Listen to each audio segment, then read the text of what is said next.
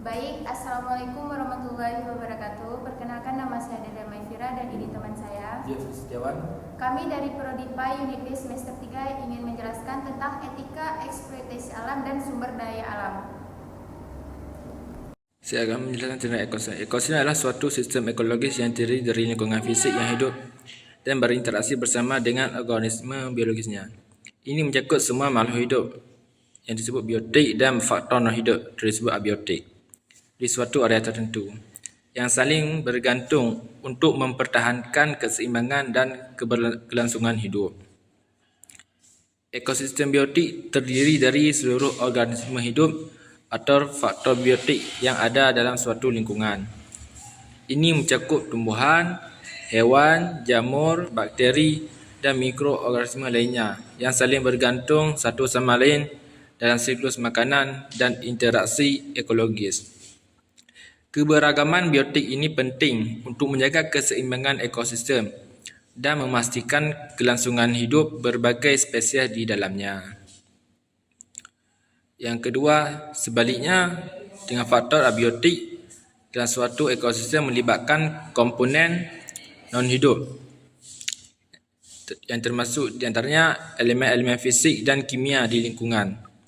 Contohnya adalah faktor abiotik seperti tanah, air, iklim, cahaya matahari, suhu, batuan dan unsur kimia.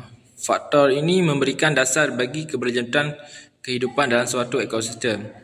Tetapi mereka tidak hidup seperti organisme biotik. Interaksi antara faktor biotik dan abiotik membentuk kerangka ekologi yang kompleks. Dan ekosistem pun terbagi menjadi dua. Yang pertama, ekosistem darat. Suatu sistem ekologis yang terdapat di daratan yang melibatkan interaksi antara organisme hidup termasuk tumbuhan, hewan dan mikroorganisme dengan lingkungan fisiknya seperti tanah, udara dan air tanah. Ekosistem darat mencakup berbagai tipe seperti hutan, padang rumput, gurun dan pegunungan dan seluruh berkontribusi pada keanekaragaman hayati dan fungsi ekologi di daratan. Yang kedua, ekosistem perairan adalah suatu sistem ekologis yang terdapat di dalam air yang melibatkan interaksi antara organisme hidup dan lingkungan fisik perairan. Ini mencakup perairan tawar seperti sungai dan danau serta perairan asin seperti laut dan samudera. Ekosistem perairan melibatkan berbagai organisme biotik yang termasuk di antaranya ikan, tumbuhan, air, plankton dan makhluk hidup lainnya. Serta faktor abiotik seperti suhu, air, salinitas arus dan kejadian geologi di dasar laut. Untuk selanjutnya akan dijelaskan oleh. Nah, di sini saya akan menjelaskan tentang etika eksploitasi alam. Di sini, maksud daripada etika yaitu rasa tanggung jawab manusia terhadap lingkungannya. Maksud daripada eksploitasi adalah tindakan atau proses pengambilan sumber daya alam secara berlebihan dan dapat merusak alam sekitar dengan tujuan ekonomi atau kepentingan pribadi lainnya. Seringkali eksploitasi melibatkan pengambilan sumber daya alam, mineral, air, bahkan lainnya dengan cara yang dapat menyebabkan dampak negatif bagi alam dan manusia lainnya.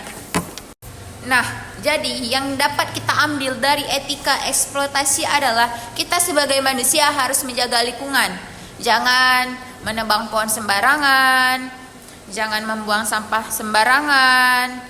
Tapi jika ada sampah di pinggir jalan atau di mana, satu, kita harus mengambilnya dan membuang sampah pada tempatnya. Karena ada hadis yang mengatakan kebersihan daripada iman. Jadi kita sebagai manusia harus menjaga lingkungan sekitar secara baik-baik.